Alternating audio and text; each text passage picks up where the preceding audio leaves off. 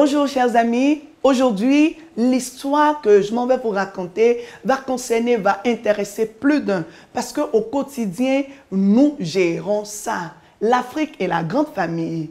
Son mari a décidé de faire venir à la maison ses deux neveux orphelins parce qu'entre-temps, leur papa a rendu l'âme.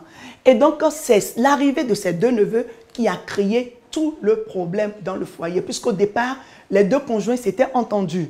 Pas de famille, pas de cousins, pas de sœurs, marche longue et tout dans notre famille parce que nous n'avons même pas assez de place pour les accueillir. Et pour gérer ça, c'est souvent compliqué puisque madame serait toujours intéressée par ce que les enfants font à la maison et ne sera jamais d'accord avec son mari sur l'éducation donnée à ses enfants. Bref, qu'est-ce qu'on a constaté?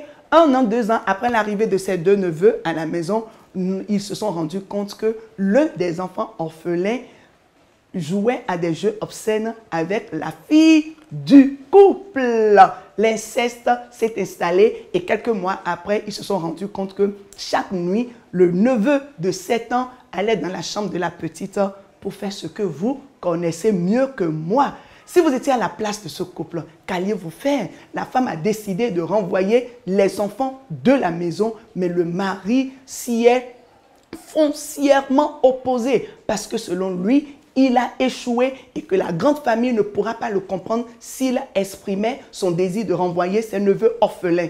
Mais je vous en prie, vous êtes couple, vous vous étiez entendu sur un code de départ, un règlement intérieur et sur le chemin de la vie, les choses ont changé. Et vous vous êtes rendu compte même que les enfants que vous aviez acceptés à la maison ont déjà reçu une autre éducation malgré leur situation difficile et triste. Est-ce que vous alliez continuer toujours par garder ces enfants à la maison alors qu'entre-temps, vous vous êtes rendu compte que l'un des enfants allait à l'acte avec votre petite fille ou alors avait des comportements peu recommandables avec votre petite fille à la maison? Je pense qu'entre nous, père, mère, conjoint, époux, épouse, il est assez important de s'asseoir pour discuter simplement. Discuter et trouver rapidement les moyens nécessaires, la stratégie qu'il faut pour séparer ces enfants de vos enfants à la maison. Il ne s'agit pas de voir forcément ce que la grande famille va en dire. Parce que c'est dans qu'en dira-t-on, dans ce qu'en dira-t-on que les grands dégâts se produisent dans nos